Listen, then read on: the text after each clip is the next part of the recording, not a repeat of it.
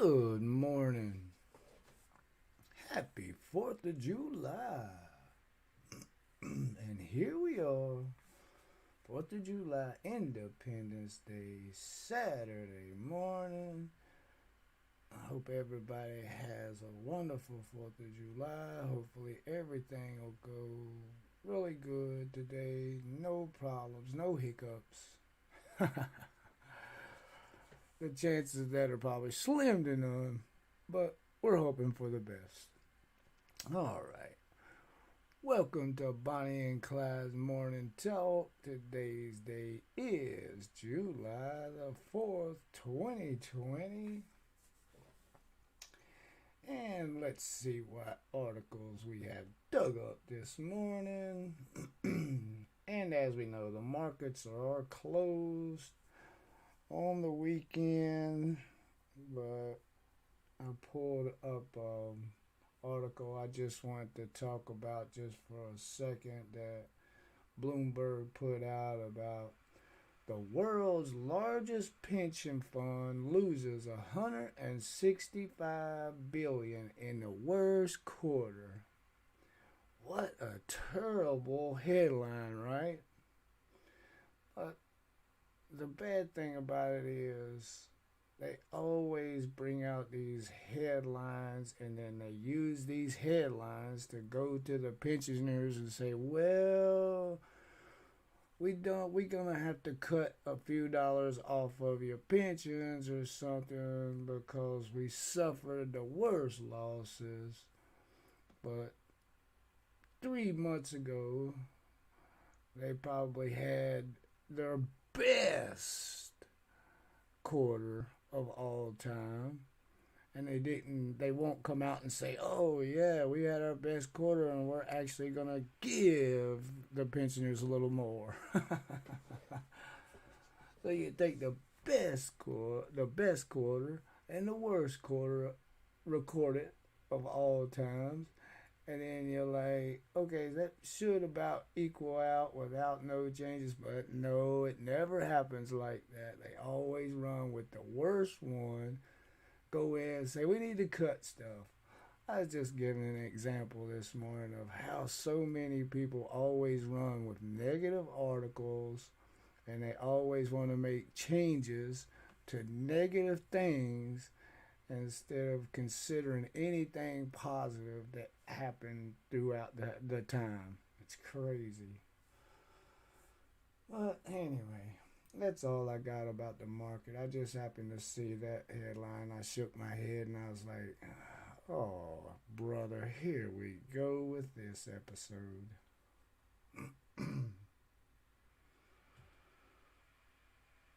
All right, let's jump over to Twitter's video. Welcome to the show. Happen to look over to the chat. Good to see one of the mods in here this morning. Welcome, man. Let's roll over to Twittersphere, Twitterland, Twitterverse, and see what's going on over there. And we have a tweet put out by the United States Mint that says, on this date in 1864, congressional legislation establishes a branch in Dallas City, Oregon, in response to the state's gold rush. No mining or assaying duties were ever performed there. Congress gave the building to the state in 1875 to use for educational purposes. So I figured I would share that tweet. It was something that the United States Mint put out. I guess they're wanting to own this date program that they've been putting out. They just wanted to have something to talk about. That's about like me. I've got to have something to talk about every day with you guys. What else we got over here? Oh yeah, as always, the tweet every day we look at NGC's coin of the day. And this 1926 American sesquicentennial sesquicentennial gold $2.50 was struck to celebrate the 150th anniversary of the signing of the Declaration of Independence. And it says the low relief of the coins probably hurt their popularity. But there it is, the 1926 American sesquicentennial gold $2.50 piece is NGC's coin of the day. And that's about all we have in Twitterland this morning. Now let's get into some coin news. And if you guys have heard me talking here recently, I have told you guys that I do believe, and I really do believe this, that right now is the perfect timing to be tracking down and looking for these Roosevelt dimes. And there's different dimes that's adheres and things like that that you can still get your hands on really cheap right now, that should bring more money looking towards the future. If you think about, if you ever want to... Something went wrong. You'll need to press the microphone button for 5 seconds to start setup again. I'm going to unplug that thing. It keeps interrupting me every once in a while. But anyway, back to the Roosevelt dimes now. If you ever look at anything as an investment opportunity and you got a long outlook to when you want to maybe look for a return for it, these Roosevelt dimes that you can still get your hands on right now at a real cheap price is something that after you hold on to them for years, you'll be able to get quite a bit of return for them. This is just in my opinion, though. I could be wrong, so I don't want to say that I'm right or wrong. I'm just saying it appears to me like this could be the perfect opportunity while you can still find them in population and everything like that, and they're still relatively cheap. It could be a nice investment for a few years down the road to pay off for you. And with that, there is plenty of Roosevelt dimes that's not even silver that are worth quite a little bit of money. I mean, you take just like the 1983 dime, worth more than $5,000, guys.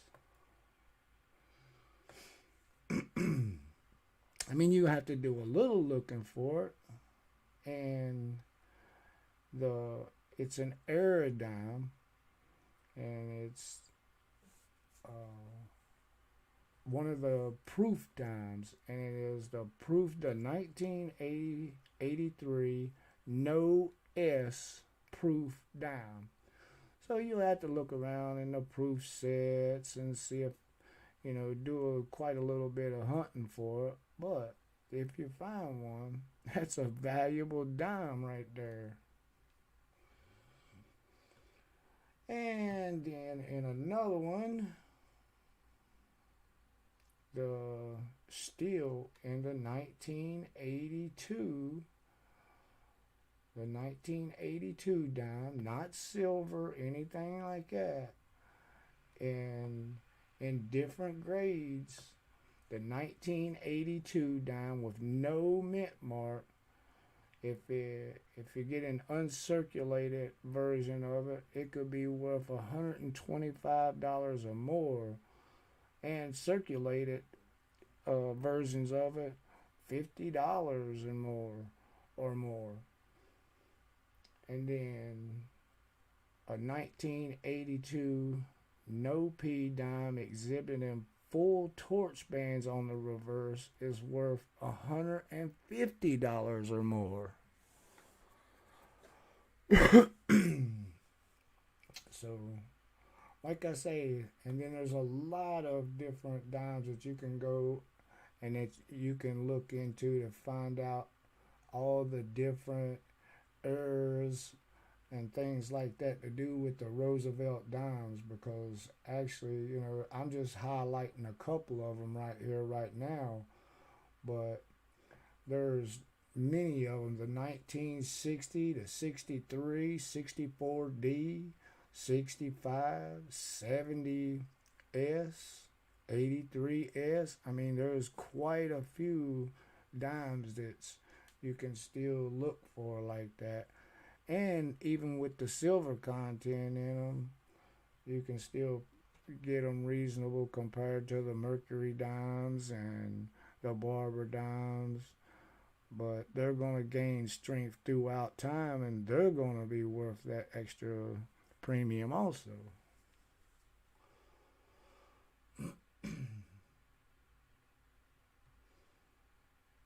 All right, that's enough about that, guys.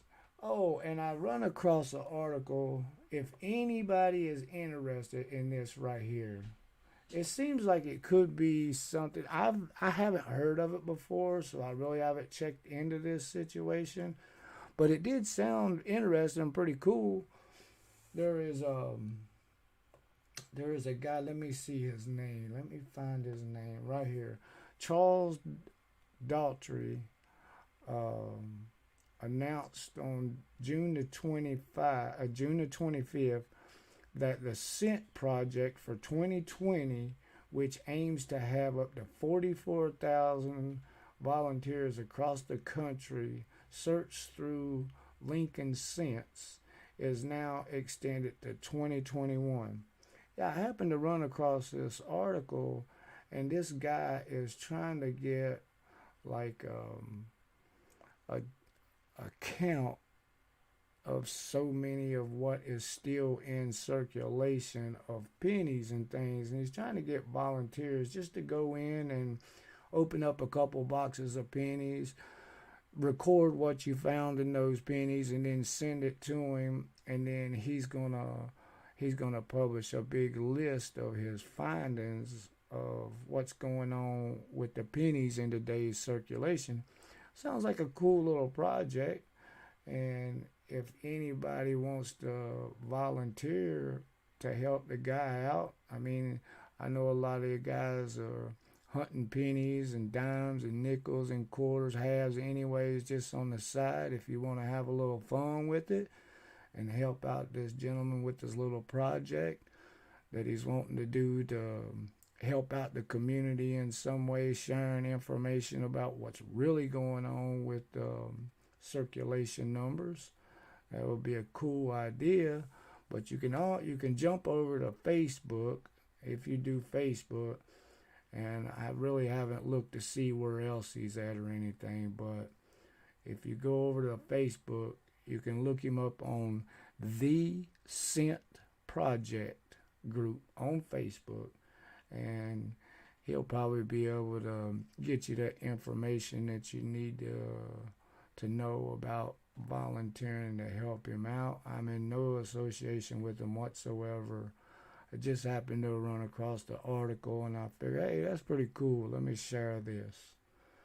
And so if you want to try to help out this gentleman, he's got what they call the Scent Project group on Facebook, and he's trying to get a number of the Lincoln Scents in circulation, and he's just doing a little number put together kind of thing, and he's going to release the numbers. He was going to release the numbers this November, but since this bug came along, I think he's pushed it out until next year. So that'll be pretty cool. If anybody wishes to help out him, you can just get in contact with him and then go from there. Figured you guys might like that. All right.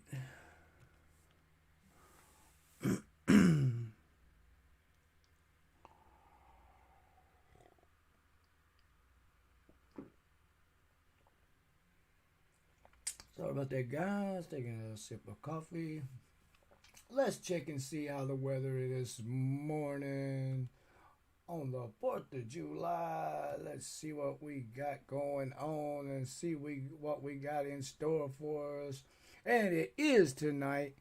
We will have a eclipse of the moon tonight. Pretty sure it's around 10 o'clock Eastern time. And so you can adjust your things accordingly from there. It's either 10 or 11, so there's no problem with being a little early looking for the eclipse. You might want to look into it and even get in, find you a spot to watch it, or even a little earlier than that, but you should be able to see it. Everybody can enjoy it.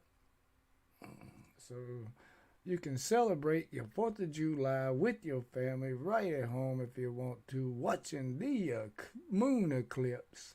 Pretty cool idea. Just got to stay up a little late for it, but hey, it's Saturday night. Why not?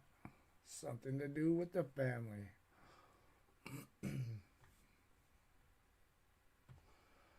So let's check out the temperatures here, guys, and see what's going on.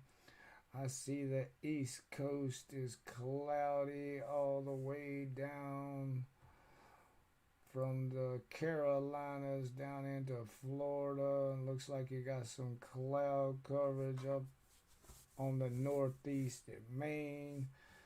And then cloud coverage in the middle of the United States, Oklahoma, Missouri, Arkansas. And cloud coverage big time out on the west coast in the mountain time zone, all the way up to the northwest. And some cloud coverage in Mississippi, Alabama, Georgia, and like I said, that part of the East Coast. Let's check out the temperatures, guys. Let me pull this up. And let's see what the temperatures look like. And there it is, guys. Already a brutal 93 degrees in southern Florida this morning. Holy smokes. It is awfully warm down there this morning. Man almighty. Yeah. If you're going to be somewhere this morning in Florida, you better be near some water or inside, because it's only 10 o'clock in the morning, 93 degrees, so it's going to be a hot one today in Florida. So you're almost guaranteed that's going to spring up some evening showers, but they should come and go pretty quick. Yeah, that's what it says in the low 80s in northern Florida, and it shows that right there at Ormond Beach Airport Control Tower, 82 degrees in northern Florida. And then the East Coast is in the 80s all the way up to the high 70s in northern New York, with Maine coming in the mid 60s. And then we head over towards the Mississippi River, Kentucky, Tennessee, Alabama, Illinois, Mississippi, all of them in the low 80s. And with Louisiana, a little cool this morning in the high 70s. And then as we start to go across the Mississippi into Texas, Oklahoma, and the flatlands, it looks like it's around the high 70s pretty much from the northern part all the way down to Texas, to where it's in the low 80s in Texas this morning. And then we head over to the mountain time zone, and then that's where things get interesting again, because today it appears that it's in the high 70s all the way along the Arizona, New Mexico southern part of it. And then it drops into the high 50s, northern part of Arizona and some of the higher elevations. And then as you head into Utah and Colorado, the temperatures are in the high 60s. And then that continues all the way up to the Montana, Wyoming. And then we head towards the West Coast. And we're going to start in California this morning. The southern part of California checking in at, what is that? That's 78 degrees in Trona Searles Valley weather station, but that's an odd temperature because all the temperatures around it are in the low 60s to mid 60s, but it's like over towards Nevada where Las Vegas, it seems to be like there's a little hot spot right there. And then the rest of California, as you go up through the Northern California, is in the 50s with the low temperature today. And unbelievably, is checking in at 48 degrees in Elk City, Idaho. 48 degrees, Elk City, Idaho.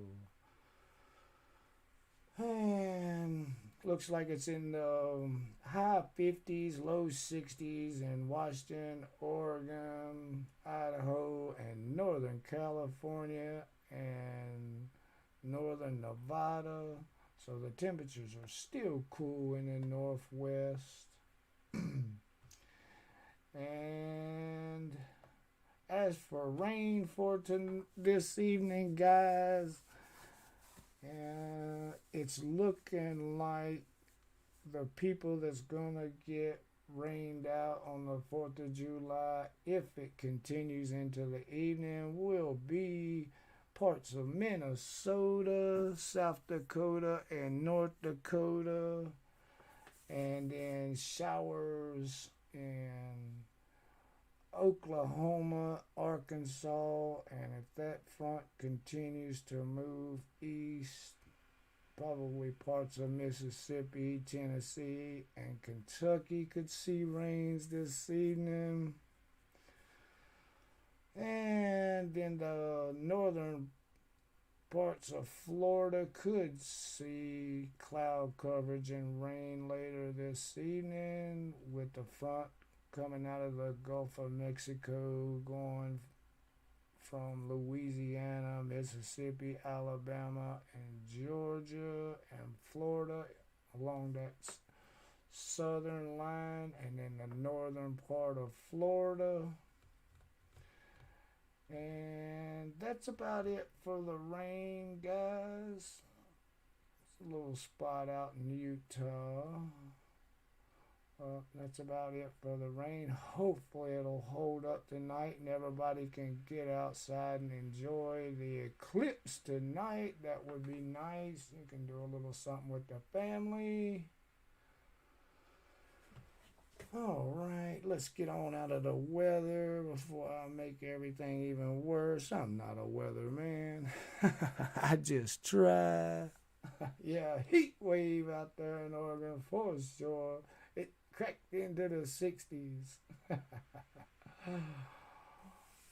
Let me check out the chat this morning real quick and see what's going on over here. 70s in Florida, right? Eclipses and fireworks at the same time. Yeah, hopefully the fireworks will be winding down and everybody will be able to go from the fireworks straight into watching the eclipse, which I think it's called the buck moon or something like that. Interesting name. But it is an eclipse tonight, so let's check that bad boy out. And to close out the day with our good article of the day, this comes to us from the heartland, middle of the United States, Nebraska. And it's a pretty cool story. A nurse was on her way to her daughter's wedding, and she left home all dressed up in her nice wedding dress, and she was going to walk her daughter down the aisle, which still happened. But during the meantime, she was driving down the interstate and she happened to see an accident. So her nursing, her ER ability took over, even though she was headed to her daughter's wedding. She sprung to action and helped save somebody's life right there on the interstate at the Nebraska-Kansas border. It was a two-car accident, and the lady's name was Jody Damrow, was headed to her daughter Haley's ceremony when she came across a two-car pileup about a mile from her home near the Nebraska-Kansas border. And then the daughter says, my mom was on her way to the wedding when she witnessed a terrible accident. Being an ER nurse of 35 plus years, she sprang into action and helped save a life. Damrow kept a woman's airway open while they waited for the paramedics to arrive. She also called the life flight helicopter to the scene. Damrow did all of that while dressed in her long gown for the wedding. It said people were talking about the lady wearing gloves and a pretty dress who was saving lives. Cruel. Mom said she was just really careful not to get blood on her dress, as she knew she had to walk the daughter down the aisle later. And it says Damrow arrived just 10 minutes before the wedding was supposed to start. Apologized for being late. She had a great excuse, though. She was busy saving lives. So I thought you guys would enjoy that story. She turned a great day for her daughter getting married into an absolutely great day for a young lady that had her life saved by her. So that was an awesome story. And that'll do it for us for today, guys. Thanks for joining us. We do appreciate everybody. And check us out at bonnieandclydecoins.com. I'll be back on tomorrow morning, 10 o'clock. And we'll be streaming tomorrow night, hunting for coins again. I picked up some more quarter rolls, and this time they gave me a box half and half. They gave me half the box with some rolls in it. Well, not quite half, a few rolls that was machine rolled, and then the other part of the box was hand rolled. I don't know if they sat there and hand rolled them in the change or what. I haven't looked at them yet. I'm not going to use them for the stream. I'm going to go ahead and search through them just to see what all's in them. You never know what's in those things. Who knows? That might have been somebody, another collector brought them in after they had done search through them or something like that. But I'm going to search them myself.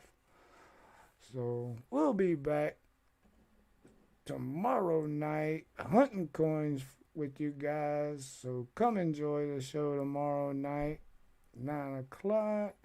But until then, we'll see you tomorrow morning, 10 o'clock for the morning stream. Thank you all. Have a happy and safe 4th of July.